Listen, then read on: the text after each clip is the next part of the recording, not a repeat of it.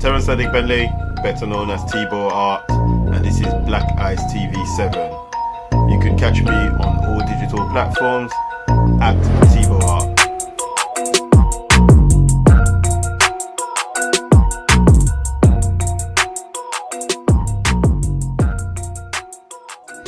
Keep your head up, keep your head up. All the shit we been through, I know you fed up.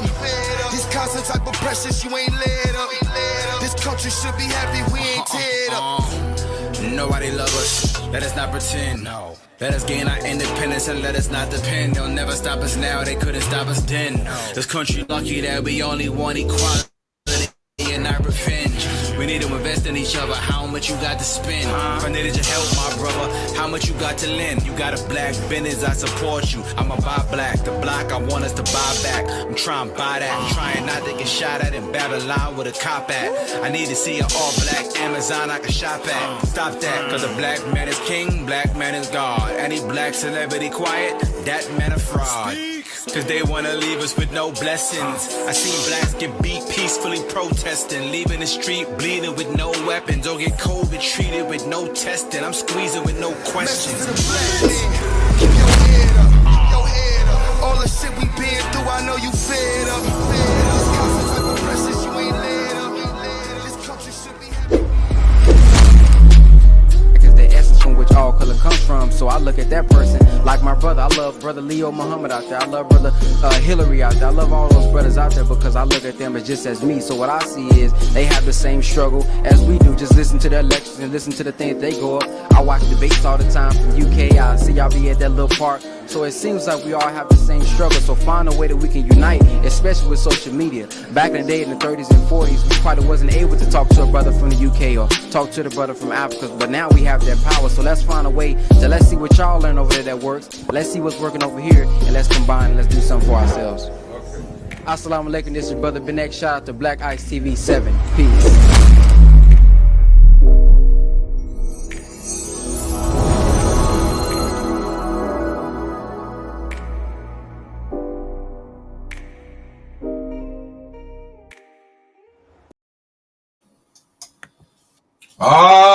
Man, greetings everyone. This is Terry Riggs, Mr. Riggs in the house, and you know we have a special guest in today, but this is about talking to the creatives, and we are interacting with people that are actually doing the work in their form of their creative form.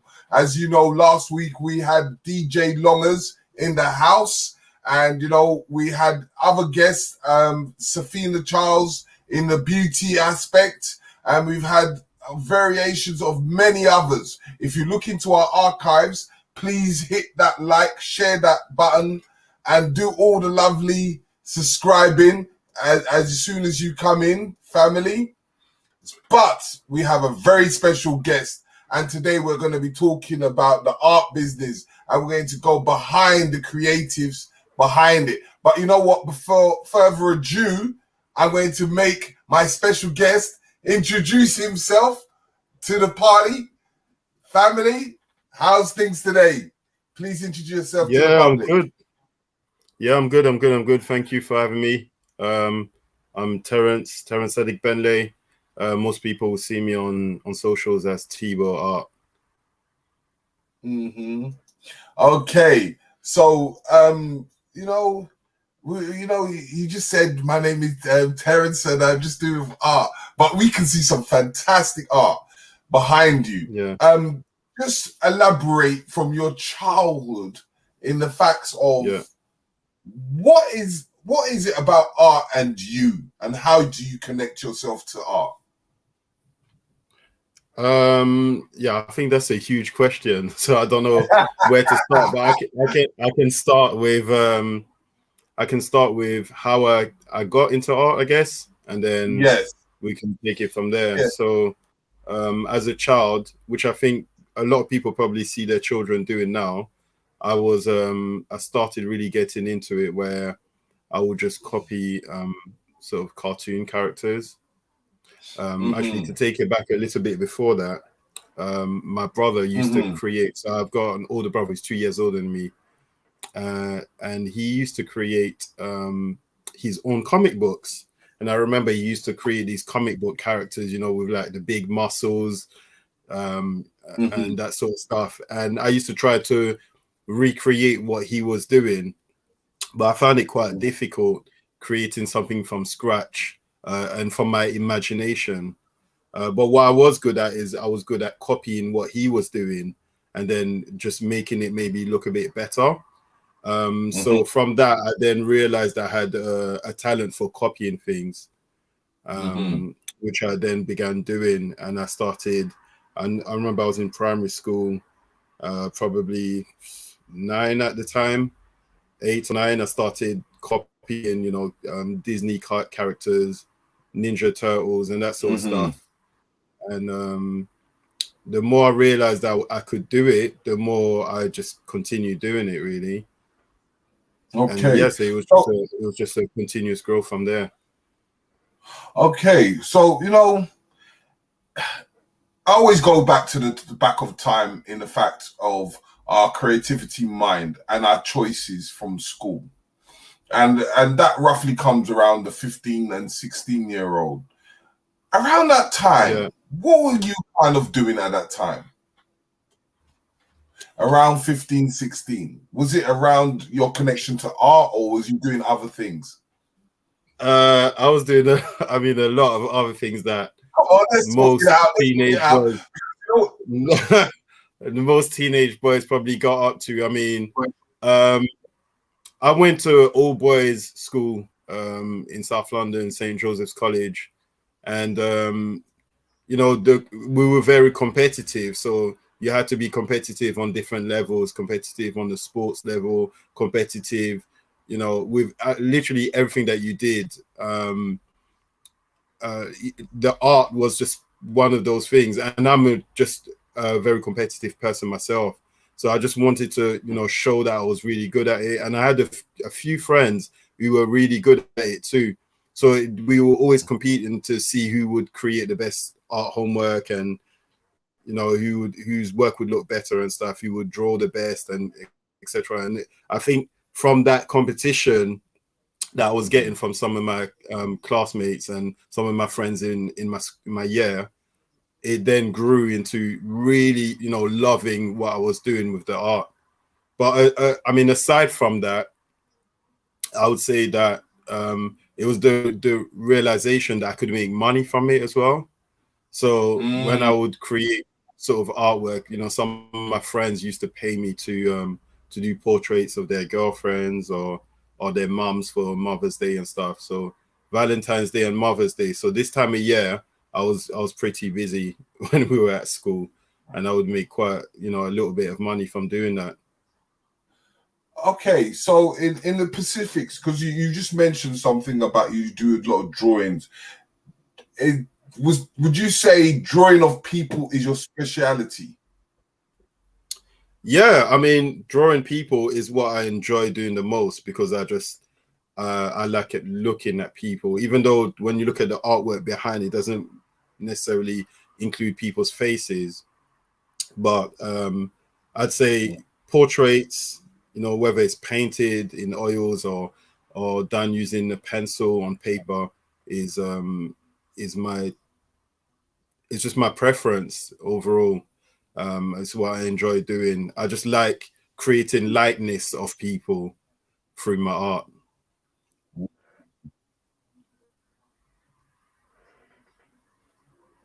Are you there? Yep.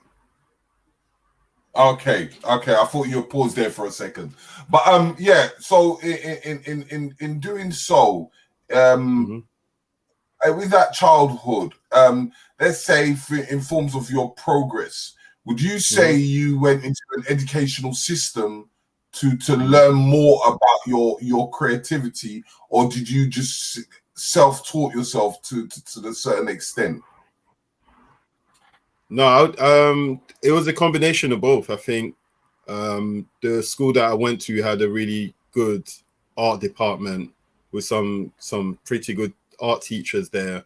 You know, some of them were quite eccentric, others were a little bit more traditional. But we had some really good and inspiring teachers there who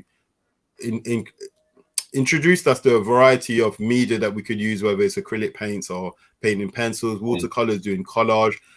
We even had an art teacher who created sculptures, and we learned to do sculptures, and that was really different from anything that I'd imagined that you could create when you did art. You know, I only imagined that to be in certain places, like, you know, you go to certain museums and galleries, and you'd think that those are the only places that things from the past, you know, from centuries ago, that people have created. But I didn't realize that right now, you know, a young person could create their own artwork. So it was quite inspiring in that way.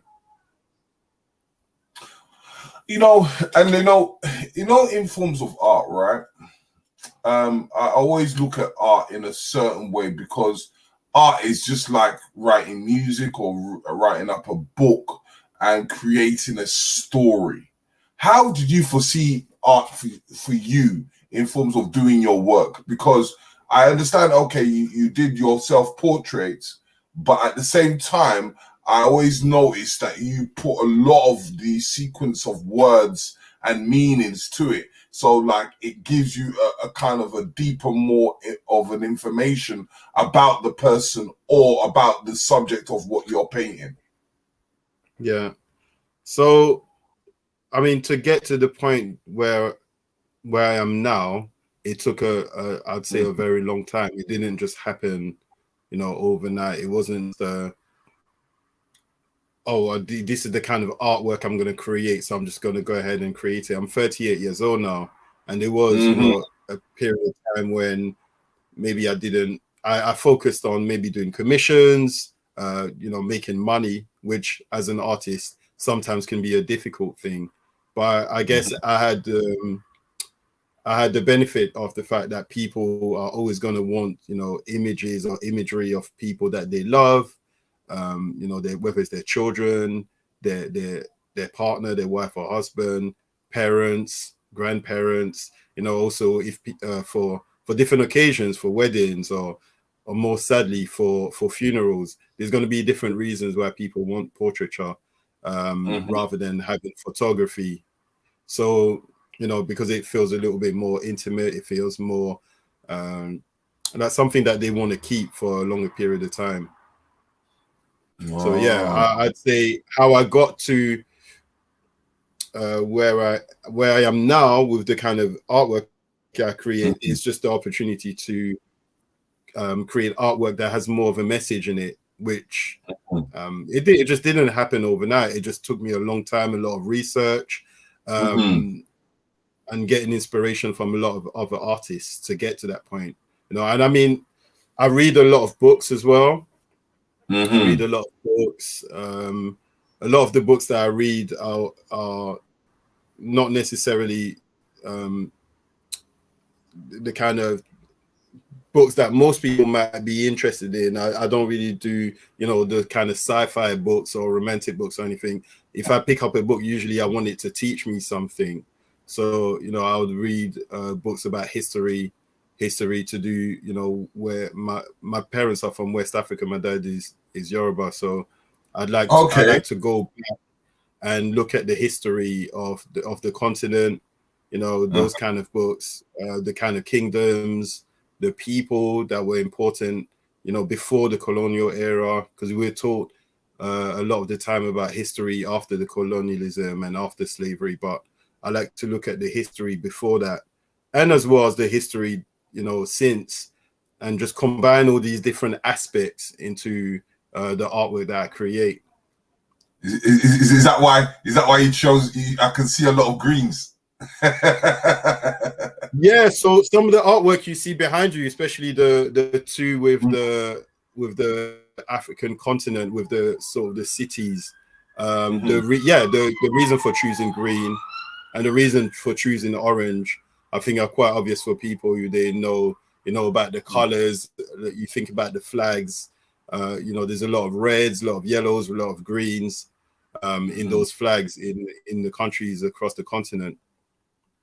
So would you say, you know, like in saying that, would you say in understanding your environment, would you say you are a product of your environment, which portrays in your artwork? Yeah, I would say so. I would say very much.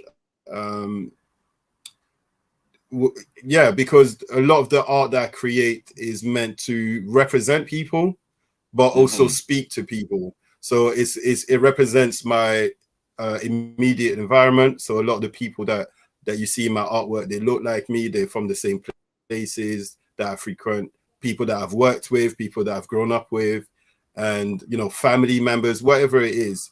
It's my direct surroundings that is represented in my work.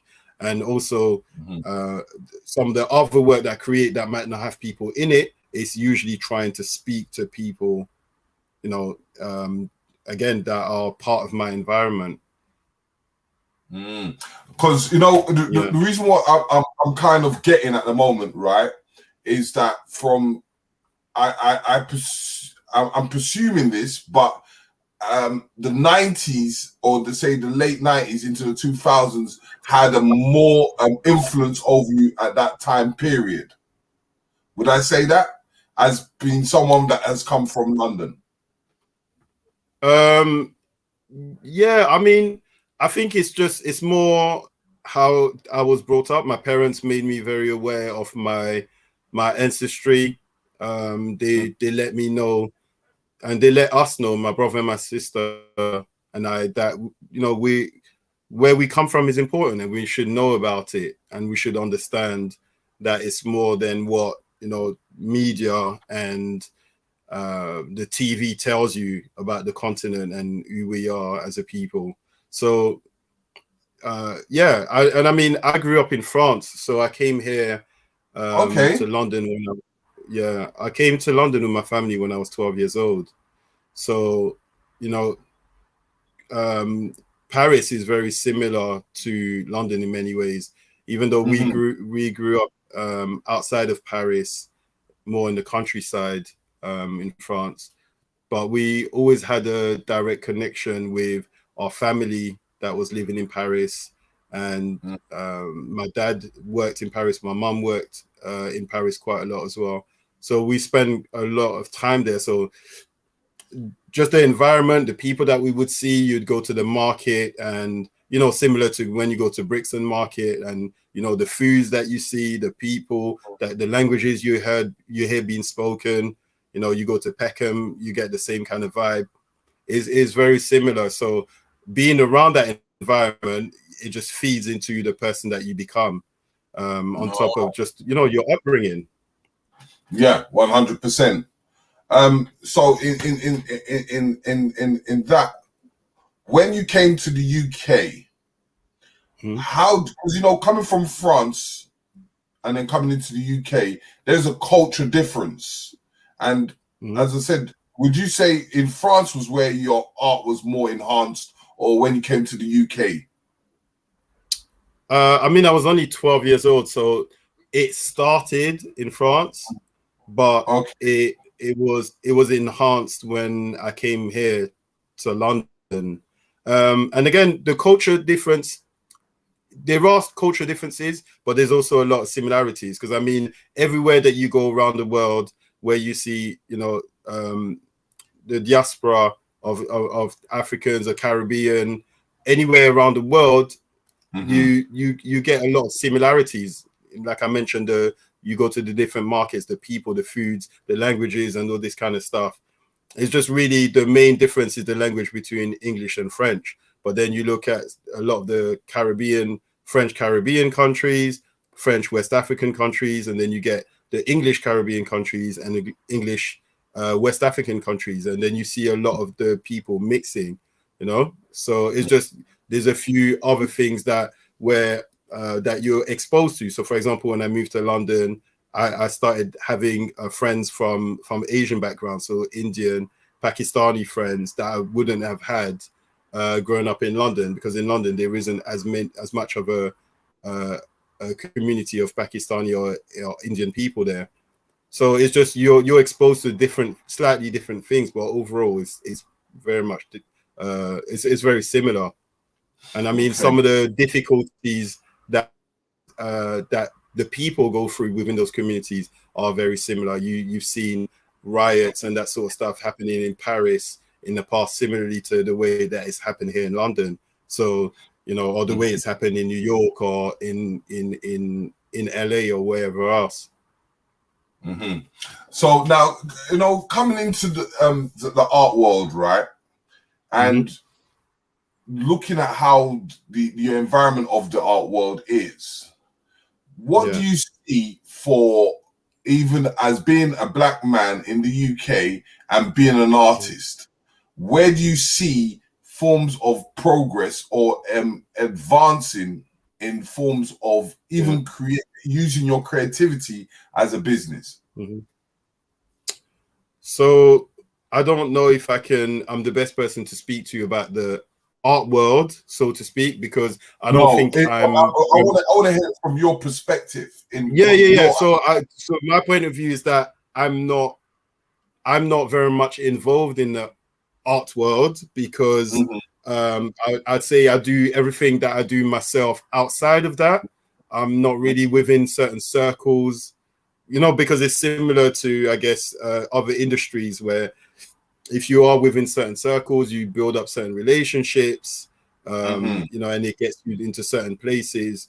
I decided quite a long time ago that regardless of whether or not people are going to open doors for me, I'm just going to, you know, build my own doors and create my own opportunities. So, you know, over 10 years ago now, I started doing sort of group exhibitions with friends. You know, one of my good friends who's doing really well now, Dapo Adiola, he's an illustrator. He's one of the only 2 Black British illustrators at the moment. We were collaborating on quite a lot of projects really early on. And funny enough, we actually went to school together. He was in the year below me at school. So I guess he would have had similar exposures to creativity when he was at school. But we then took different journeys and linked back up together. I'm getting a bit of a feedback there on I'm having a bit of a situation here. All right. Yeah, that's what I'm saying. I'm getting a bit of a situation here. But in speaking about things, can you hear me still? I can hear you, yeah. Yeah, it might be a bit of a delay. What I say is, give us a little understanding of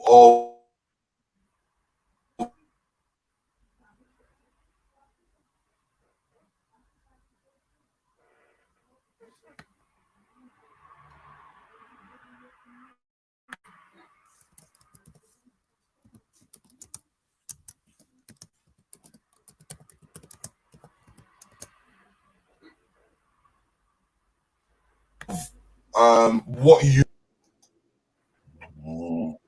Can you hear me? I can hear you. Yeah, go on. Can you hear me? Yeah, but it's lagging quite a bit at the moment.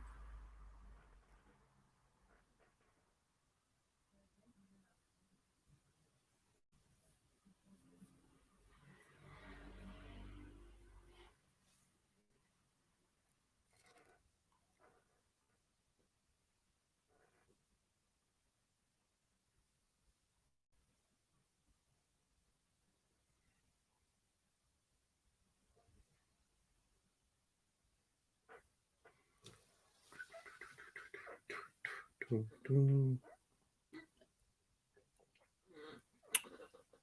right, let's have a look at the comments while Terry's sorting it out. Hopefully people can hear me still.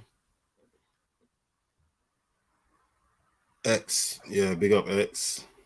Come on, M-Town. Who else is there? Sarah, Jane, Brett. Thanks for locking in, Sarah.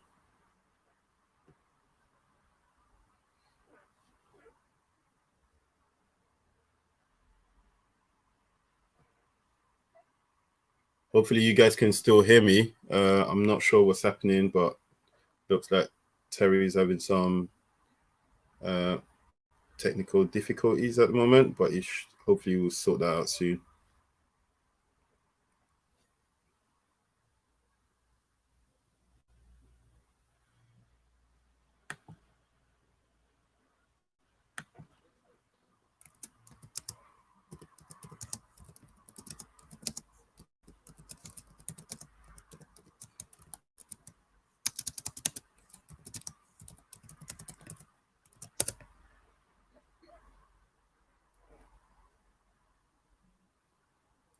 It might be that we have to cut the feed and then turn it back on.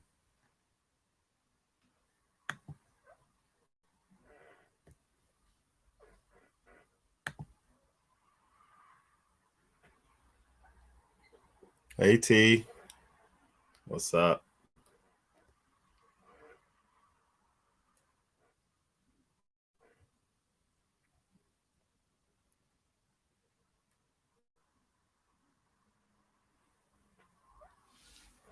Ooh, I would play some music, but I don't know what the issue. YouTube probably wouldn't allow it, so I'm gonna stick to just trying to keep you guys entertained. Can you guys actually hear me though? Because I know you can't hear Mr. Riggs, but can you hear me?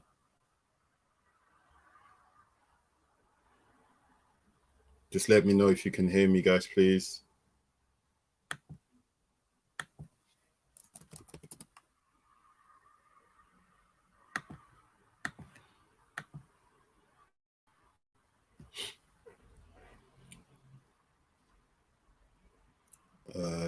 Jigger, what's up, Jigger? Yeah, it's clear. Okay, good. Okay, I'm not sure what's happening on his end. I'm gonna try and send him a WhatsApp while we're doing that. It might be that I have to cut it and then we jump back in again.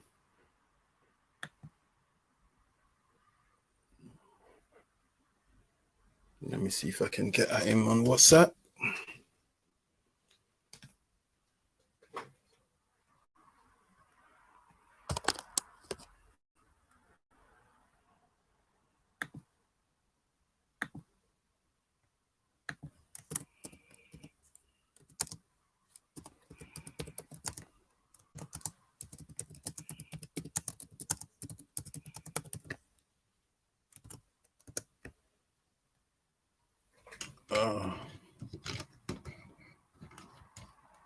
Right. Looks like it's just me now. Anyway, I think what I'll do is I'll just tell you guys a little bit more while I'm waiting for Mr. Riggs to come back in. I think the question he was asking me was about the culture and where I come from and how it's affected the work that I create. So a lot of the portraits that I've created in the past are just of everyday people rather than celebrities.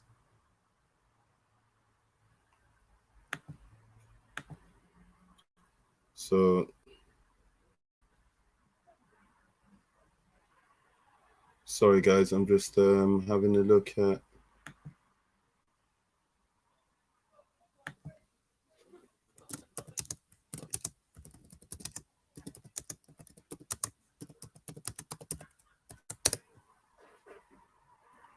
I'm just responding to him. Oh, looks like he's back. Okay, great. About this family, just a bit of a technical issue. You know, he's back. He's back. Yeah, what's happening is freezing. Sorry about this family. Please hit share. Hit that share button, please, and like button. You know, we need as much in as he's giving us a good story and some good information. You know, I'm going to try and see if I can get some other information up, but it seems like there is some technical issues for it giving me delays. Okay. Into pulling things up. Every time I pull it up, it freezes. Well, if you were trying to put up some of the images of my artwork, I've got some slides that I can show you. Hopefully, I can share them with you. Yeah. Give us, put up slides, and I'll do the Let screen me try share. and do that, because I think that will put a bit more into context some of the things that we were just talking about. Okay. So, and you know, I'm going a bit into teacher mode here, being a teacher and all. That kind of like. Yes. Okay. I've had to do a lot of this during lockdown, so it's been a lot of. But mind me asking, what kind of artists influenced you? Well, this is this actually. So I mean, I'm influenced by all art. The students that I teach, they will tell you that, you know, I try to introduce them to as much variety of artists as possible, you know, artists from all kinds of backgrounds. And I believe that you can draw inspiration from anything, you know. Sometimes it's beautiful, you know, very realistic art. Sometimes it's a lot more about, you know, the subject matter. And then other artists are able to combine both. And I think that's what I'm trying to do with my art. I try to combine subject matter with a level of skill, you know, being able to show off my skills and just create artwork that people are going to want to see and look at and just admire for whatever reason, you know, because it speaks differently to different people. So another thing is I try not to limit myself with the type of work that I create and only just stick to one type of art, you know, because someone like Picasso, for example, and I know that's a bit of an obvious artist to speak about, but the reason why I say Picasso is because everyone knows who he is. He was able to create throughout his career artwork that was extremely varied, whether he did collages or sculptures or paintings, and his subject within his paintings was completely different. And he had different periods where he painted in, you know, very different styles. He did very, and he was inspired himself by a lot of different artists, you know, and he was a master of recrafting and recreating things. So I think that's something that I've taken on in the way that I create my work. And you'll see, like in the few slides I'm going to show you here, that I try to not stick to just one thing. If I have an idea, if I'm inspired by something, I just go for it. I just try to create it, because there was a time when I almost limited myself to just only creating portraits. And, you know, I guess that because I was having all these other ideas, but ultimately the portrait, it was what I was known or recognized for. I kind of stuck to that. But over the last few years, I've kind of stepped out of my comfort zone. And I think what's helped me to do that is being a teacher and actually working with my students and try to tell them that they should step out of their comfort zone. But then how can I tell them to do that, but I'm not doing it myself? So, you know, it's kind of almost by example in a way through my own work. And then, because then that gives me something else to draw from to be able to inspire my students as well. So in talking of the hand, I've started to recently see you using that quite a lot, even behind the artwork that's behind you. I see that you're very influenced on this situation. What is this, and what has it come about? So the thing with hands is I just feel like hands can say a lot with their placement, with their gestures. There's so much of a message, you know, that you can say or that you can put across with just representing hands. You know, it sometimes it can be quite obvious, but sometimes a little bit more ambiguous. And I think it just can create quite a strong message. And, you know, I chose to create these hands. It was part of another project that I did, and I kind of almost stumbled onto creating these hands in this way. And it's through experimentation, just trying things out, trying to do things differently, and then finding what worked. And then I really liked the way this looked. And I got very good feedback when I did my exhibition, my solo show last summer. And part of the solo show did include this artwork with the hands in it. And a lot of people commented, you know, about they really liked what the hands signified or meant within the artwork. Yeah, I because can show you the artwork. Yeah, because what you'll find, what I find is hands say a lot of words. And yeah. Especially in forms of translation, communication, and whatsoever. Definitely. Yeah. So yeah, go on. Definitely. So yeah, no, I was just gonna go through. So you were asking me about inspiration. So there's been there's been a lot of artists in the past that have inspired me, but there's also a lot of contemporary artists that are working now. You know, like Tim Okamura. I remember I first saw his paintings at the National Portrait Gallery back when I was at college in 2000, I think it was, and it was these massive paintings of like black women, and I'd never seen anything like it before. So I just found it really interesting. Looked a little bit more into his work, and I had the opportunity to actually go and meet him in New York in 2016.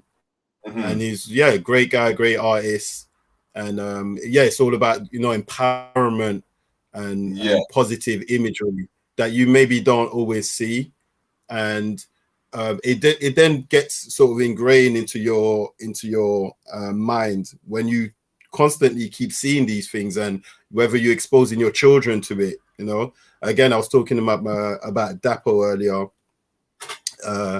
I can tell you also, my partner, her name is Akitoye Sunday. She also, you know, self-published her own book, and you know, it's all about engaging with your culture. Also, all about engaging with, you know, where you come from, and creating images that children can relate to. And so I think that's what I'm trying to do with my art. That's what I saw in these artists' work that really inspired me and made me want to continue doing what I was doing with the portraits, but then taking it on a larger scale. So when you came to the exhibition 2 years ago, you would have seen the portraits there to the left. I think it's going to change. And I asked you the question: why did you do that portrait of talent, strong, passionate, commitment, and selfish? Yeah. What brought that inspiration to your mind to able to put that in forms of the colors? Yeah, so and expressions of it. Yeah, so the idea with the affirmation pieces, which have the words in them, where I've got a few of them behind me there. Just again, it's just that creating that relationship between positive words and positive imagery, and so you associate different people with different things when you see them, because we all do this. We see someone and we make assumptions about who that person is when you first see them. And what I wanted to do is I wanted to create images that, again, empowering, but also had a message. And these are women that I know personally. And these women, you know, I see them in very specific ways. Everyone might not agree, you know, when they see these women, that's what they see. But I see a lot of strength. I see a lot of passion. I see a lot of resilience in these women. And that's what I wanted to put across in the artwork when I created it, which is why I created artwork of such scale, and also why I then including these words into it. So I'm looking at one picture, and you know, it just touched me just for that quick second, and that was that picture you've got there of Ty. Yeah. I say that's an era of rap that influenced you at that time as well, because Ty was another creative, and you know, and it came out in his music and his creativity. You see that kind of pop. Do you feel that comes in conjunction even with the art times of what you do? Because they would say you've got a blend of let's say a blend of graffiti, a blend of self-portrait, a blend of different variations, and that comes to me. It feels that 90s era coming into the 2000s because it characteristics. So would you say what I would what I would respond to that, sorry to cut you, were you going to say something else? Sorry. No, continue. Okay, so what I would say to that is, yeah, definitely. I'm very inspired by hip hop music. That is the music that I listen to the most, probably, and the music from that culture, the music from that is the people that create that music are people that have similar experiences to the experiences that I've lived, so the ideas that come through in the music are things that I've lived through, or that I think about, or that I discuss, whether it's with my friends and my family. So I want to show that in my artwork. So when I created those paintings of Thai, Swiss, Black Twang, Jaja Souls, and there were 9 of them in total, of London hip hop artists. They were all about creating images of artists who had something to say. It wasn't just creating music for the sake of creating music. They had a message in their art. They had a point of view that was maybe a little bit different from the more popular rap music that was out at the time.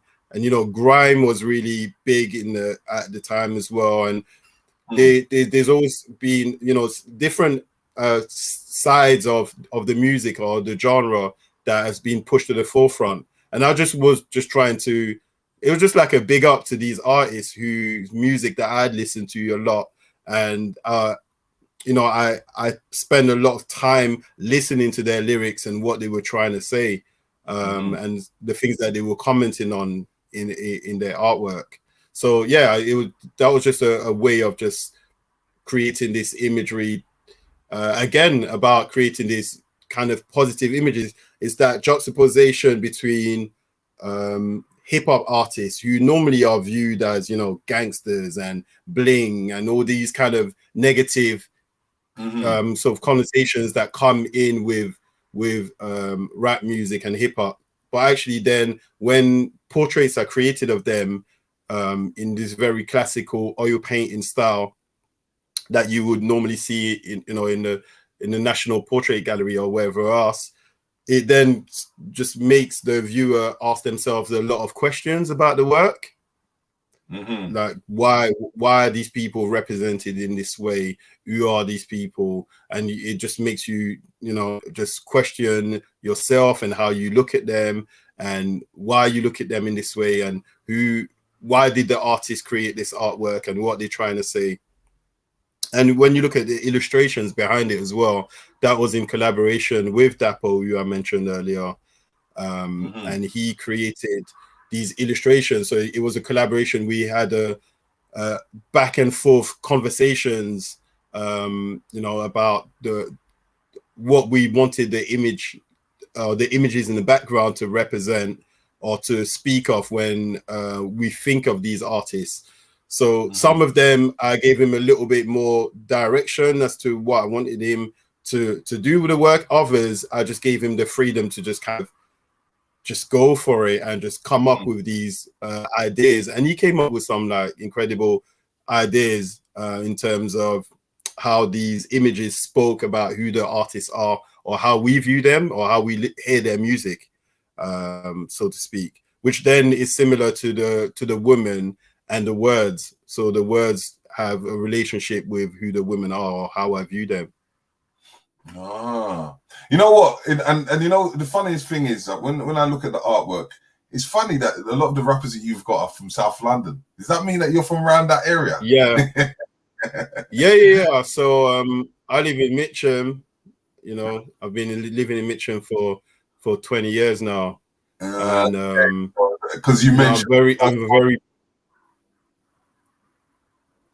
the what? Sorry. Oh, I said that because you mentioned Swizz and Thai and the region. Yeah. So So I mean, funnily enough, that wasn't something that I was trying to do, but it just so happened that when you're from a certain area and the people within a certain distance of you are more, I guess, more accessible, because there were other artists who I'm not going to mention that I tried to get access to, but it didn't quite work out, and some of them weren't necessarily from South London. So, but the reality of it is, South London is where I've lived since I've been in London, you know, since 1994. I'm very proud of being from South London, you know, and very proud of the fact that I've been able over the years to go to different places and link up with different people through, and then be able to use those relationships and bring that through into my art. I mean, Ty was very important to this project because he did help me to you know, get a few of the other artists, and it was same with Swiss. You know, he put me in touch with 1 or 2 other people. So, you know, these guys, as well as me, wanted to create this artwork of them, and them really being involved in, and just really wanted to be part of it, also helped me to get in touch with some of the other artists who maybe I didn't know so well. I mean, there's Silas Zephaniah on there, who is another person that I went to school with. There was English Frank, who I didn't know at all, and Ty put me in touch with him. Logic as well from People's Army. So, you know, some of the guys there, I didn't know them, and I had to get help to be able to get in touch with them to work on this project. Okay, so let me just look in forms of your artwork and the and understanding your creativity.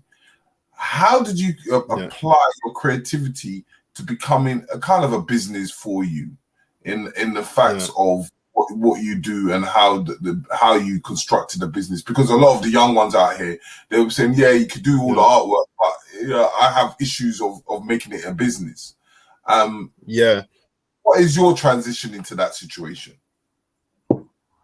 So yeah, that's a really interesting and really important point, actually. So I attended the Brit school. So I went to college at the Brit. Yeah, I went to Brit, and I did art and design there, and that was 6th form. And while at the Brit, my eyes were really open up to creativity in a way that I hadn't been exposed to it before. So, you know, you'd be walking around school and you'd have dancers, you would have people playing instruments, you would have people rehearsing for plays and all this kind of stuff. And all these things were happening at the same time. And we had Brit Radio, and we had like Ace and Invisible, you know, doing Brit Radio. And we had all these different people doing different things. We had people making music and creating songs, writing songs. So being in that environment just made me realize that this is more than just, you know, an interest. People are actually working towards really being part of something. So that was the first step, really. Then in the early 2000s, after attending college and doing foundation courses and all these other things, when my son was born in 2004, I then started up, I opened up a studio. So there was an art studio in Deptford at the time. And I got help to do that through the Prince's Trust. So I applied for a loan with the Prince's Trust to start my business doing portraits. And yeah, opened up a studio in Deptford. At the time I was sharing it with my friend Nooks, who was doing graphic design. He had also applied for a loan with the Prince's Trust, and we were just kind of inspiring each other in that way. I mean, on the side of doing that, we were also doing club events and promotion and stuff. So there was just so many different things going on. We were part of the Atlantic Street team. So we're working on street team with DJ Matchstick, doing street team stuff and playing out in the West End, DJing.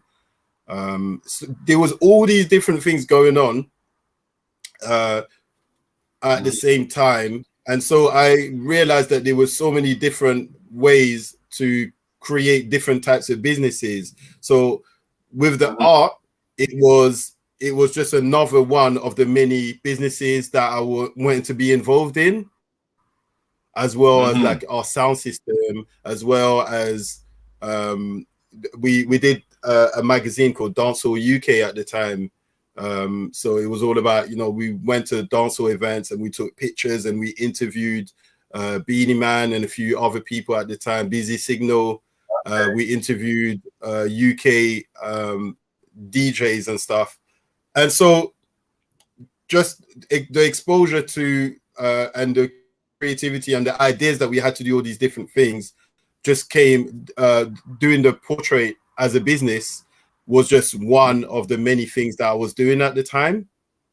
Yeah. Where it then became more focused was in 2007, my daughter was born.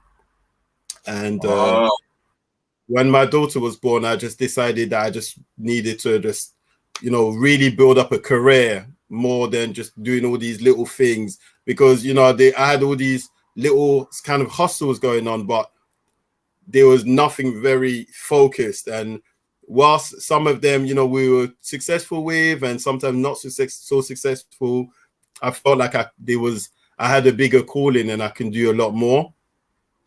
So I decided to focus on.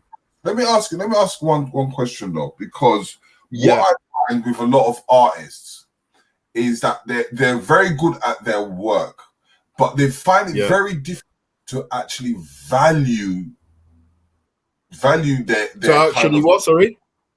To actually put a value on their artwork, because I get some artists at their artwork and their artwork could be fantastic, but they'll say, "Oh yeah, well, I'll only charge £50 for the artwork." But how do you? I've seen it enough times, because they don't know they don't know how to do it, and the thing is, then you get the extreme end where you get someone that will overvalue their work, and then you think to yourself, hold on there, is it actually worth this amount of money? What? So in valuation, how does that come about? So there's a number of things that happen. There's a number of things that happen when you want to value your work. So in terms of, if you look at the bigger picture of, you know, the highest selling artworks that sell for millions, most of it is, you know, artists that, you know, dead white artists that, as they're called, Picasso and Van Gogh and whoever else. Now, for an artist working now, a contemporary artist who's trying to value their work, there's a number of things they can do. One of the first things you should do is to have an hourly rate that you're going to charge or for the work that you're going to create. So if you're working in any business, anywhere that you're going to work, you're going to be getting charged, you know, whether it's working as a postman, working in McDonald's, working in Sainsbury's, where I've worked in the past, and wherever it is that you're working, you're going to get either hourly rate or day rate for the work that you do. So you have to be able to work out what that rate is going to be for yourself, right? That should never, first of all, be any less than minimum rate. If other people are getting, I don't know what minimum rate is nowadays, but once upon a time when I was working part-time, it was £8.50 or something. If people are going to get £8.50 to work in a sports shop, you shouldn't be charging no less than that to for your talent, for the work that you create. And then you can increase that depending on the demand. So the more people want your work, the more you're able to charge for it. And also then after that is however much value you put on your own work. Where do you see that where you are at that moment in time to say, okay, I'm ready to charge thousands or whatever else, tens of thousands after that. So the problem with people who undervalue their talent is the problem with people who undervalue their talent is that a lot of the time it just puts down the value of the rest of us as well. So people very often, you know, because I don't know, some people might be a little bit desperate to make money or to get commissions, so they will bring their prices right down to try and drum up business. But whilst you know, big companies are able to do that because they have a massive reach, when you're doing that and you're a sole trader, that's going to affect your future business, but it also affects other sole traders who are doing the same thing, you know, that are self-employed. So that has definitely, to me, that has a negative impact on all, not just yourself, but other artists. So it's really important to ensure that you charge what you are worth. So you have to work that out very early, what you think that your artwork is worth. I mean, people come to me and ask me all the time, how much do I think they should charge for something? Because there's almost an embarrassment sometimes of not wanting to charge too much, because you know, maybe you're just starting off, or maybe you don't have as much of you haven't gathered as much exposure through your work, so you just feel like, oh, you know, am I able? Should I? Can I? And I mean, those are questions that people are going to ask themselves. But I would say, you know, don't question yourself. You know, find a way to work out an hourly rate, apply that hourly rate, and also think about your materials and add the materials and how much they're costing you on top as well. Do you feel that comes under the fact of fear? The what? Sorry. Do you feel that it might come under the facts of fear? Yeah. I think a lot of it has to do with fear, but also a lack of knowledge and not understanding these things. I had to do a lot of research. A lot of the stuff and understanding that I've got, or the knowledge that I gathered, is just through doing research. I mean, nowadays you can just Google literally everything.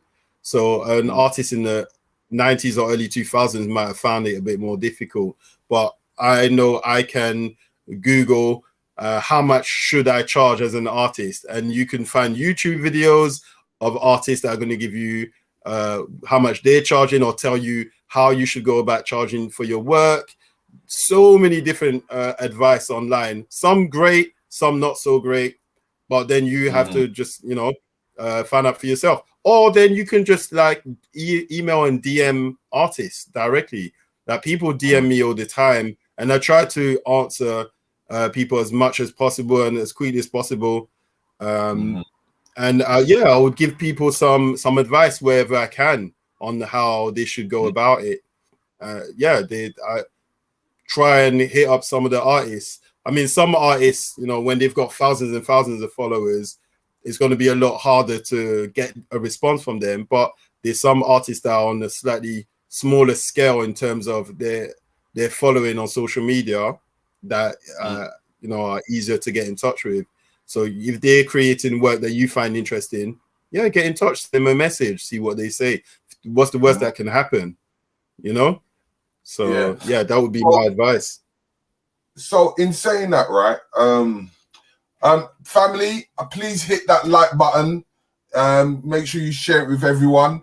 But hit that like button, because the more you hit the like button, the more the algorithm can go up, and the more we can have increase. And please subscribe to this new channel. This is our entertainment channel for Black Eyes TV, and we have this is Black Eyes TV ×2, and we have Black Eyes TV Black Eyes TV itself, which is on the other side, which I think they're having a show on that side. But this is going to be related to our creativity and entertainment as much as possible. So this is Talking with the Creatives. There's many other shows that are going to be coming on. I'm going to try to play a video of one of the guys that... Yeah. Shall I stop this sharing thing? Hold on. You can. Then you should be able to do it. Yeah. Let me see if I can share my screen. It's been a bit mad, but let's see if it works. Fingers crossed. Yeah. But this is a trailer to a short film, which is on Amazon. As I always say, spend black, believe in black, and all that sort of blackness. So I want to play a video to see if it happens. Please. D, is everything cool at the moment? Okay. Let's see if it's happening. So this is a trailer, yeah? Yeah, this is just a trailer. Okay. Let's play it. How long have we been working in this community? What have we got to show? So, Myers, what's the solution? He follows me.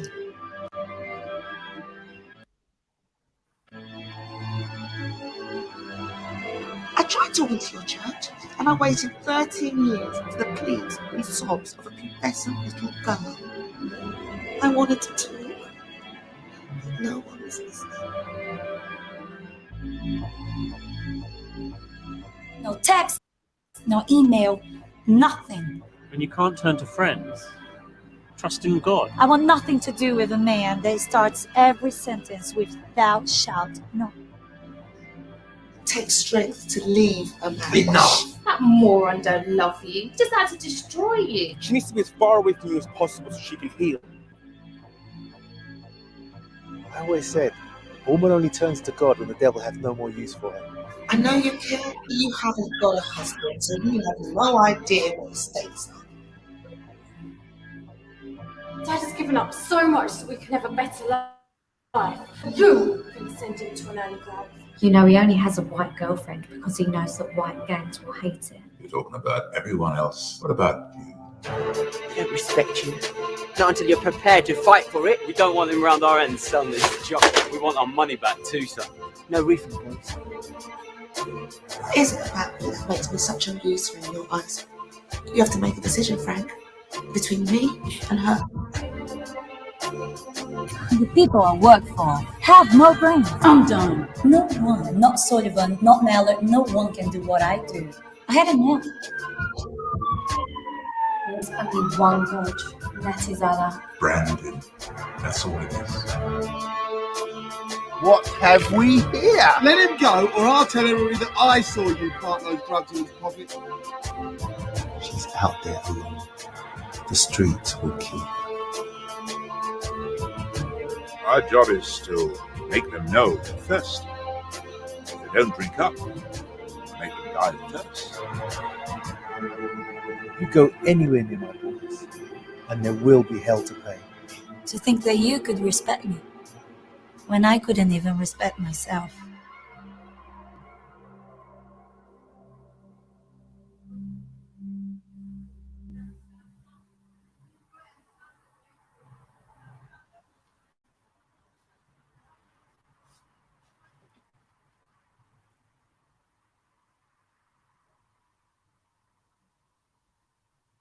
Family, yes, family. Okay, yeah, we go. Yeah, I was going to say your microphone was muted. Yeah, so that is a little trailer from a guy called Mark Gray, who will be coming in on the 5th. If you want to watch that film and you feel like you're interested in that film, it's on Amazon right now. The link is on the trailer. If you go into our playlist, you will see it there, called Respect, 3 Women. Check that out if you're interested. Get it to Amazon, see if you can watch it. And we will be interviewing him on the 5th of March. But before we even go there again, we're gonna speak to my brother here because, in forms of films, what kind of films do you used to like watching? What kind of films? Gosh, yeah. I'm a big comic book fan. So some of the artwork, this artwork that you see behind me here, some of the parts of it is the inspiration is drawn from comic books. So around the hands, if you look around the hands, there's actually designs from comic books in it. Green Lantern comic books. Green Lantern then. Yeah, so I'm a massive Green Lantern fan. I've got just comic books, just a bunch of them, and so those kind of Marvel movies that have come out, that's I really enjoyed, and also Star Wars. I'm a big Star Wars fan, so I can spend hours watching YouTube videos about Star Wars, literally. Massive. Yeah. So I'm really into those kind of films. But then I also like timepieces, films that talk about things, historical events, that sort of stuff. So I know there's that film that Daniel Kaluuya features in that's out at the moment. The black I forgot what it's called. Judas and a Black Messiah or something like that. It's called. Okay. Something along those lines. So before we go into more of the films, I wanted to ask, in terms of the pandemic that's happening today, and this lockdown that we've been keep on going off and on, how's art treated you throughout that time? Is it been good in the fact that you can able to reflect and do more art, or is it been in a situation where it's kind of damaged your business, or is it increased your business in forms of the internet and the social media?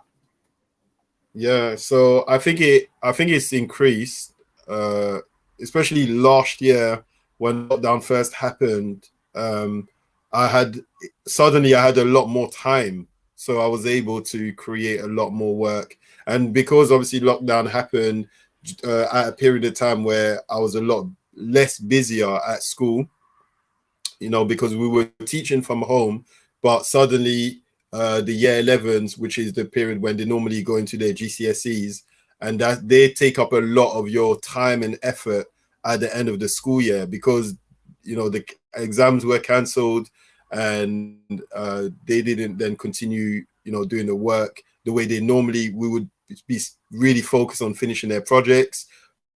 There wasn't that, so that weight was off my shoulders, so I could really spend a lot more time focusing on my artwork, alongside my teaching from home. So I spent I think I painted more in that time last year during lockdown than I did probably in the 2 years before that. I painted loads. I painted a lot during that time. So and talking of the throughout the beginning of the pandemic from 2020 and the Black liberation and the Black Lives Matter and the big fist in the air, how much has that in Black people pushed into your artwork? I don't think it pushed me to my artwork any more than anything else that I ever before. Like a lot of the positive events, positive people, positive history, and empowering things have helped me to engage with my work a lot more than negative things. So when something like the whole George Floyd event and the other people who were brutalized or killed, or these things didn't suddenly make me want to create work. I was creating work long before that, and I'll continue to create after that. It's just another to only start creating work in reaction to these things, to me is flawed, because that means you're only creating work in response to current events. And my work is about more than just that. My work is about people in general, and it's trying to bring people together. It's trying to empower people, in general. So it doesn't rely on specific events or something happening to trigger my me responding to these things. I've been talking about these things through my work for years. I've been creating artwork of groups of people that are marginalized for decades. It's not something that I was inspired to do by the events that happened last year.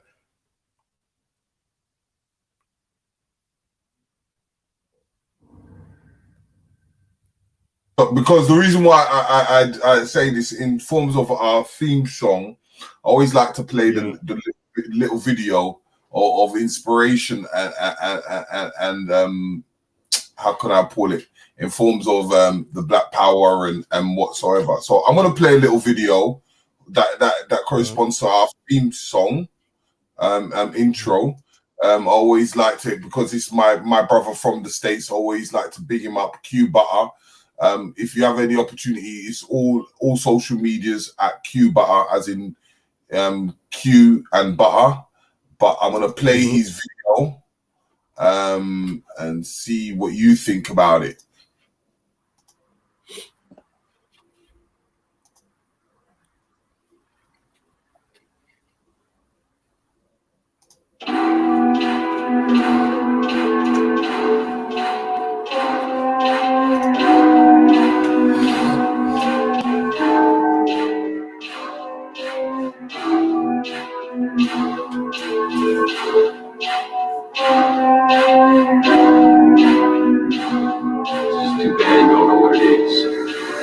Message to the black man, keep your head up, All the shit we been through, I know you fed up.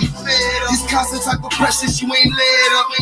This country should be happy we ain't tears. Message to the black man, keep your head up, All the shit we been through, I know you fed up. These constant type of pressures, you ain't led up. This country should be happy we ain't tears. It's the truth, y'all. If the summit's gon' hurt, the black man's the king of this earth. The black man did it all first. Analyze, go and do your research. They gave us all they worst and we did it all against it. 10 toes planted and did it all with no mention. Hard to understand it with all the lies and deception. When you can't stand the image of your own reflection. But time is a blessing, healing all the pain. This message in the bottle, yes, this honey for your brain.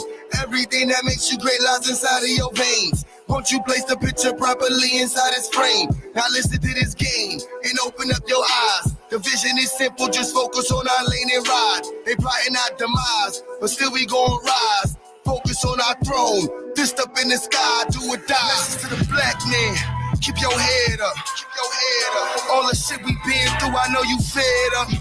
These constant type of pressures, you ain't led up. This country should be happy we ain't tears. Message to the black man, keep your head up, All the shit we been through, I know you fed up.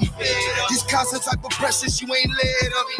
This country should be happy we ain't tears. The true and living, I let them know. It's hard to separate what's fact from fiction. I know they won't. You never knew the truth is hitting. I know they don't. You better never let them kill your vision. Don't let it go. I know the world has got you going crazy. Feeling psychotic. Pop a perk and have you feeling wavy. That's the narcotic. They say your masculinity is toxic. You gotta stop it. You want success, you gotta feminize it. But criminalize it. Find your brother, go and bust his noggin. And then you vomit when you really look, ain't it ironic? How much we love everybody, but we hate our own. Dumb, deaf, and blinded. All we needin' is the proper knowledge, the proper guidance. We got it. See the black give them power, society never gave them. See the rulers in his cause, inside him, it's in his nature. See the black man is God, defying all the odds. All praise to the mighty races from the dark. Message to the black man, keep your head up, All the shit we been through, I know you fed up. These constant type of pressures, you ain't led up. This country should be happy we ain't tears. Message to the black man, keep your head up, All the shit we been through, I know you fed up. These constant type of pressures, you ain't led up. This country should be happy we ain't teared up. Nobody love us, let us not pretend, no. Let us gain our independence and let us not depend. They'll never stop us now, they couldn't stop us then. This country lucky that we only want equality and not revenge.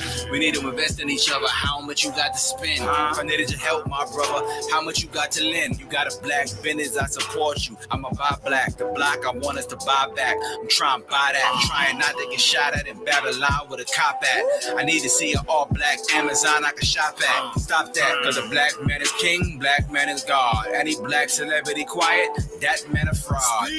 Cause they wanna leave us with no blessings. I seen blacks get beat peacefully protesting, leaving the street bleeding with no weapons, or get COVID treated with no testing. I'm squeezing with no questions. Message to the black man, keep your head up, All the shit we been through, I know you fed up. These constant type of pressures, you ain't led up. This country should be happy we ain't tears. Message to the black man, keep your head up, All the shit we been through, I know you fed up. These constant type of pressures, you ain't led up. This country should be happy we ain't teared up.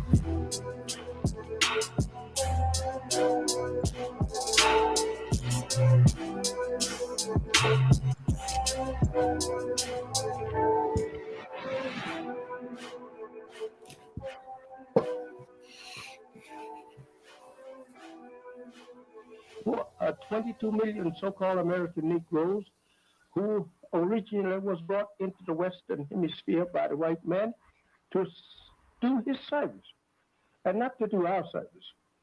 They have served that time out, and now it is no need for the white man nor for the so-called Negro to sit down at no such thing as a conference table to try to bring up some kind of agreement to live together and share together whatever is here.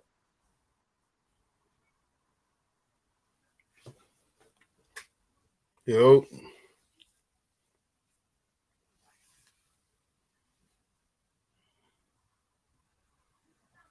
You're on mute. Yes. Yeah. I just don't want the sounds of the other platform to come through, so I always leave myself on. Yeah. I hope you lot enjoy that song, and you know, and it comes to the next stage where we're coming close, very more close towards the end. But I want us to talk about the new generation and how does your art? Sorry, can I just comment? Because you said to me before you played the video that you wanted to ask me what I thought about it. So yeah. I mean, it's like I said, I love hip hop music, and it inspires a lot of the work and the artwork that I create. And I think there's like a very strong message in that song and the things that they're saying. Obviously the history that African Americans has is slightly different in some ways to the history that we have, because of their ancestry is kind of different. So some of the things that they've had to endure and go through, you know, has been on a different level. But you know, I mean, we all know what we've gone through also here growing up, and we continue to go through. What I'd say is, in terms of the imagery, like I like the empowerment, the people that you saw in there, them being, you know, in the environment with their people and stuff. Some of the cuts and the artwork, you know, some of the cuts and some of the other short videos they have from different events, not so much for me, because I get a bit tired of seeing traumatic events all the time that Black people have to go through in the media. So those are some of the things that maybe I don't like seeing so much. And I'm not saying that they shouldn't be shown, because people need to see these things and know that they're happening. But one of the reasons why last year I was not active on social media so much, and I came off social media, because I was tired of seeing some of these horrific things that were happening, you know, to Black men or to Black people now and historically, you know. And those are just images that I just didn't necessarily want to see at that time, because it has an effect on you. Sometimes we don't realize that these things are having an effect on us. So yeah, that would be my only small criticism of it. But I understand the reasoning and why he's attached those images to his video and his artwork. Yeah. And you know, sometimes that's some of the things that we are able to see, because as it's a song that's empowering the men in its factors. And that's where this is the reason why I just quickly put into about the new generation and the next generation, because there's every era it changes. So you know, the rap game is changing and it's evolving. The culture is evolving. The way we see things are different. So remember, if we're a product of our environment, the kind of things that we see is what we push out. So and this is what I was saying, is in the forms of the lockdown and being indoors, it may be inspirational, but what kind of are you seeing to able to create on the outwards? So you know, if I put something horrific on the street, then there's a possibility I might say it in my song, I might write it in a book, or I might push it out in my artwork. So this is what I was looking at in forms of the new generation coming up. So in your eyesight, as you've got children, and you mentioned one, you do a lot of education at home. What kind of things? Well, I teach in school. I'm head of art in a secondary school. Okay, see it there. Yeah. So I actually teach art in secondary school. I've been teaching art in secondary school for 8 years now. 8 years. Ooh, yeah. Okay, so do you have the same effect with your children? Yeah. The children in the school, you mean my students or my own children? Your own children. I think so.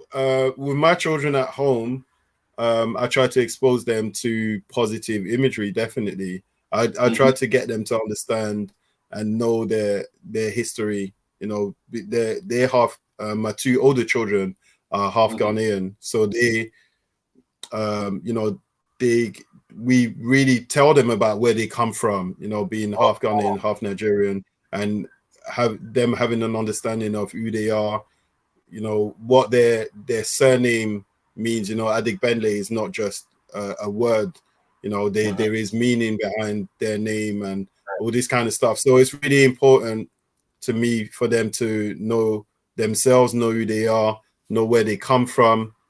And I think that helps them to have a sense of pride in who they are and how they present themselves. They are very aware of how proud I am of who I am as a black man, you know, as a man, how I interact with people around me, how I interact with people, my customers, how I interact with my students, you know, my friends, my family.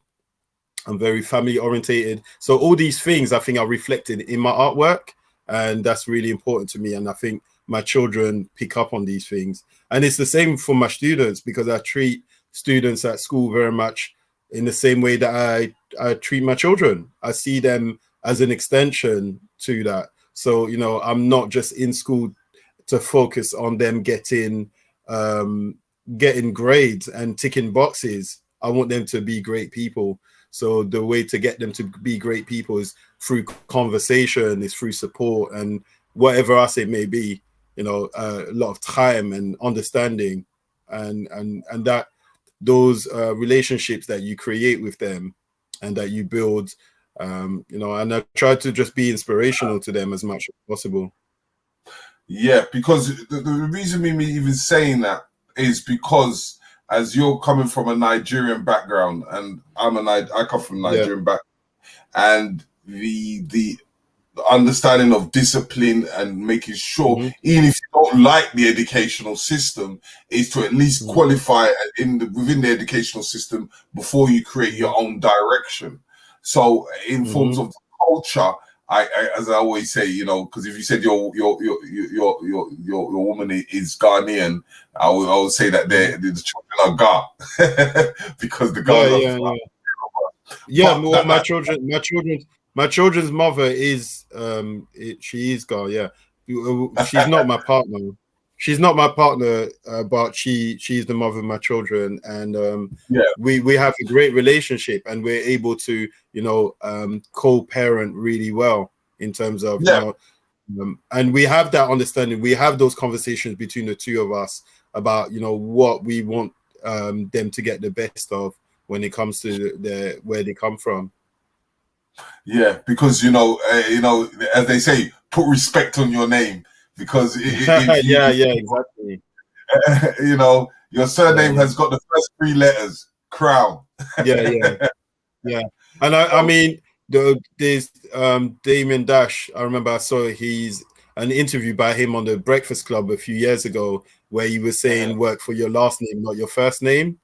And that is something that really, you know, and again, it's always going back to hip hop. You know, people like Damien Dash, people like Nipsey Hussle have inspired me to run use my creativity as a business. You know, Nipsey Hussle and that idea of cutting out the middleman out of between yourself and your consumers, and being able to directly sell to your consumers yourself without using a middleman. And for me, the middleman might be the art galleries that might take a large percentage of what I might make. So I've put on my own exhibitions, I've rented the gallery space, and I've put on my own events. So all these people inspire me, to do these things. And any person, any people in my circle that are similarly into creating music, or I have a friend, Big J, who he has his own comic books, and he created his own sauces range. He was selling it in Selfridges. I take my children to these places. I show them what my friends can do. I have friends that create clothing, Melanin Air, Denim Recon. I wear their clothing. My friends create clothes. I buy their clothes. I wear them. If they write comic books, I buy their comic books. It's that kind of like, it's not just about me. It's about all of us. And if we support each other, whatever our business is, whether it's food, whether it's fashion, whatever it is, I try to big that up in any way, shape, or form. Okay, so now and you just combined it for the next little ad that I do, because I work with what we call the Manhood Academy, and we've created a new I've heard of them. Yeah, I've heard of them. Yeah, so I want to quickly play the little video so that people can see the kind of work that we're going to do. But there is a big interview that we're going to be doing on the 27th, me and my brother, because we are actually flying out to Nigeria. We do it every other year, but we're going to be going out. So let me just put this video up. Yeah.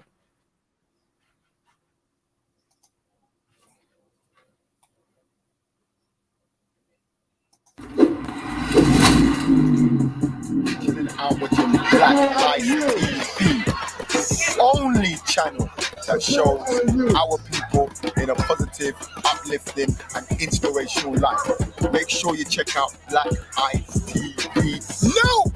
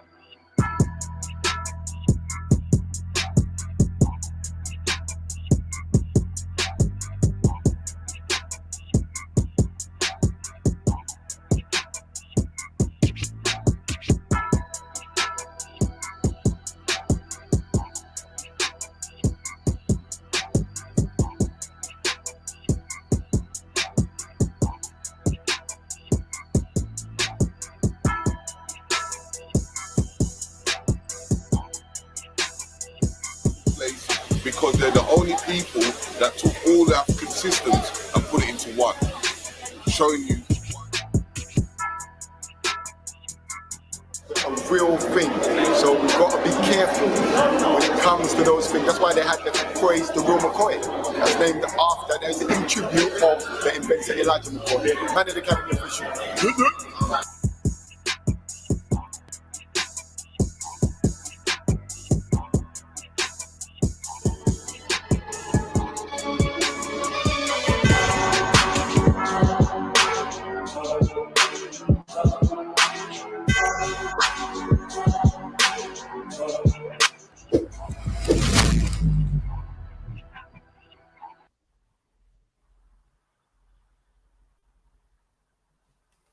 Once again, yeah, that's really good. I really like that.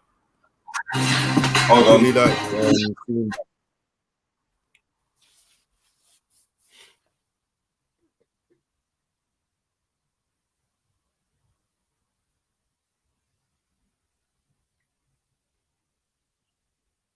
I had to cut out the feedback, but yes. No, that's fine. Yeah. So yeah, you said you really like that. Yeah. So this is what we're trying to do. Yeah, we're trying to get over to Nigeria, and we are creating a Manhood Academy. But what we're trying to do is create them as many as possible, so that they can able to interact with each other, to do an exchange program that we're planning, and that's what you can see on the bottom. We're asking for people that we're going to create an international exchange program for all the kids on the globe. So all our black kids able to interact and able to have even a little bit of an experience back home, at least once in their lifetime, because you know we find that that a lot of us that sometimes can grow up here, can stay up here and not even get to even reach the motherland in any aspect. So we're trying to. There's a bit of a disconnect. Yeah. So we're trying to create in that format. So and these are the kind of things that we try to show them, because we want to create these archives, as we call it, talking with the creatives, so that these our young can able to go back and say, oh yeah, well this person did this and this is how he did it, and how we saw things at that time, and this is something that can help me and give me some more information. But in your contributions, in the fact of art, do you find it very difficult working with the youth, or do you find a lot of the youth are really interested, or do you find that sometimes they may lose heart or gain heart in that situation? No, I love working with young people, with children. That's side by side with my passion for art is the passion that I have for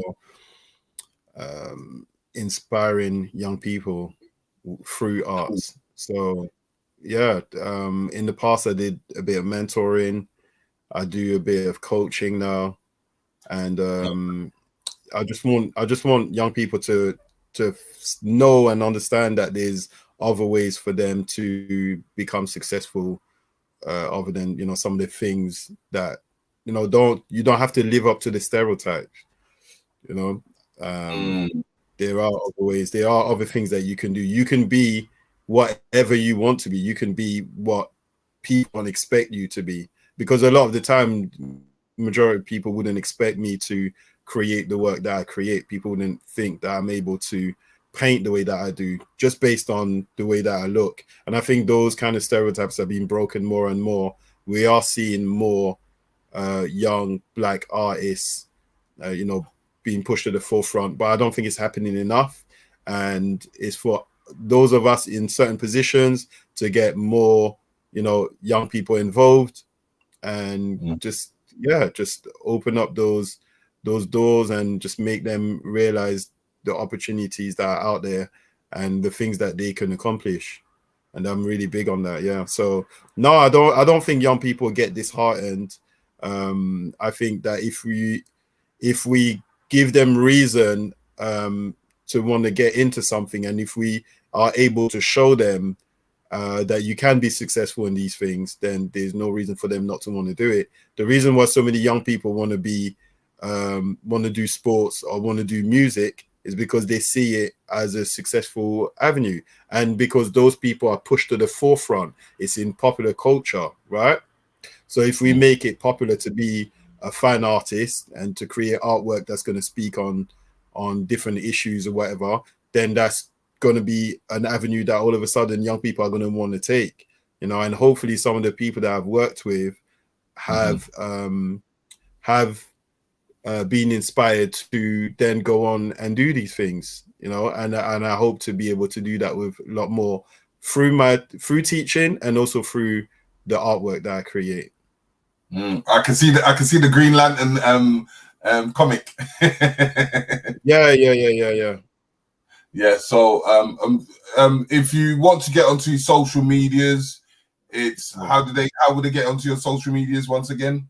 So it's at Tebow Art, TBOART, at Tebow Art. At Tebow Art. So you can see all the lovely work that he has done. You know, yeah, he's always constantly working. And you know, one thing I've noticed, you use a lot of pens as well on your paintings. Yeah, so some of the more recent work that I've been working on, I've been using a lot of ink and acrylic pens because I've been working in acrylics a lot more. Acrylics dries a lot quicker, and because acrylic paints dry quicker, I'm able to work a lot faster. And I was almost kind of forced to do that in the summer when I created the new work I did for the exhibition, because I had a short amount of time to create that work in the summer. I had you know, less than 3 weeks to create all new artwork, because I had planned to do this exhibition, but with COVID happening and lockdown happening, I was put in a position where I couldn't. I thought that it wasn't going to happen, so you know, I hadn't necessarily worked on that brand new work. But once I realized that I was going to be able to create that artwork, then yeah, I went ahead and did it. And so I had to create that work very quickly. Okay. All right. If there was something beautiful that you would like to say to the public, what would you say today? Something beautiful. Wow. Yeah, I mean, I think it's just go. Obviously, we can't right now, but you know, social media.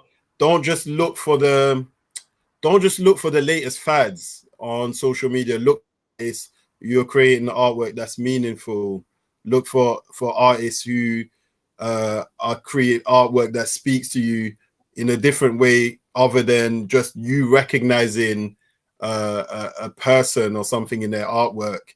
Look for something different, because I think those artists are being almost ignored to a certain extent, because the popular thing to do is, you know, do a painting of Beyonce, or do a drawing of someone that everyone's going to recognize, and that's what people gravitate to. But we should be championing artists who are creating, you know, artwork that speaks to everyone, that is of the everyday people, because ultimately those are the artists that are for the people. So, you know, people, you've heard it here first. You know, this is Talking with the Creatives. And as I said to you, go into the archives. As you've seen, many people have come through and passed through, and we're going to have many more. So let me quickly just show you a catalogue of what we've done so far. Let me quickly play it.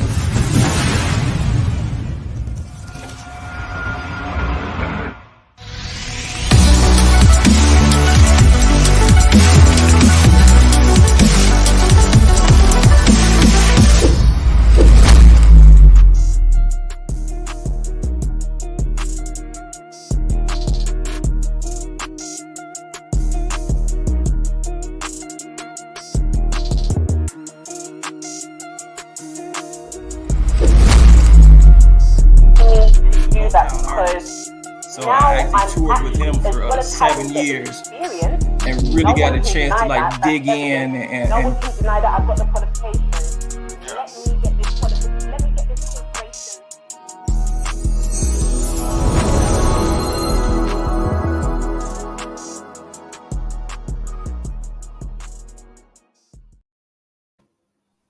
Yes. I hope you saw that. Go into our archives, enjoy all the information. As I said to you, this is Talking with the Creatives, and we're trying to talk to as many people as we're in this quarantine and get to understand what people do and what they go through in their creativity, because it's much needed for people to be able to understand. But yes, brother, I was happy that you came on. We had our little technical difficulties, but you know, we were still fighting through and get it through. So, you know, we made it. we made it towards the end. Don't worry, people, share this because it's well needed. Our children, and it needs to be passed on for generation to generation. But yes, brother, just shout out to everyone for joining the live. Big up everyone for joining the live. I'm seeing quite a lot of people that I know personally, some people that follow me. I've got one of my ex-students there as well, Taylor. Big up, Taylor. She's studying art now as well. So yeah, it's nice to see you know, the results of your hard work and labor. Yeah. That's good. But give people your social medias and where to find you once again, so that they're able to know where to find you. So yeah, at Tbo Art, basically, just find me on Instagram at TBOART, as it says on the screen, TBOART Art, Tbo Art. You can find me on Instagram, and just pop me a DM, pop me an email, and if you want to commission or if you want to collaborate or do some work together. I also do art workshops. I'm planning to start doing art workshops for children of late primary school age going into secondary school. It's going to be some more focused workshops with children that have a real interest in art, not just, you know, forcing your child to come and do art because a parent has their interest in it, but a child that has real interest in art and who I think that maybe they might not be able to get, you know, certain things, certain advice, certain knowledge while they're in school. You know, I'll be getting them in to come and work with me in the studio and really help them to improve their skills. And hopefully 10, 20 years from now, I'll be able to look back and say, that artist, you know, I was there, I mentored them and I taught them. So that's what I'm trying to do. I've got a piece of art myself, so I could put it into the archives. Probably about 100 years later, it might do me justice. Yeah. Pass it down in the family, let it grow in us. Yeah. Yes, it's nice you coming on board, brother, and giving us. Thank you for having me. You know, and you know, whoever. But if there's anyone out there that wants to be interviewed, please inbox me at blackicetv@gmail.com. I repeat, blackicetv7@gmail.com. And if you have music videos or you have trailers, we are willing to take them on board and put them up so that we can promote everything that we do and how we maneuver around on the global tip. But next week, we have a female DJ who's going to talk about her skills and her information. Watch out for her. This is next week, Friday. So please, you know, share, like, and subscribe. And make sure you introduce this to everyone in your community. You know, so I want to say peace and blessings. Yeah. And I want to say spend black, believe black, spend that black Terrence power. Adegbele, better known as Tbo Art, and this is Black Ice TV7. You can catch me on all digital platforms at Tbo Art.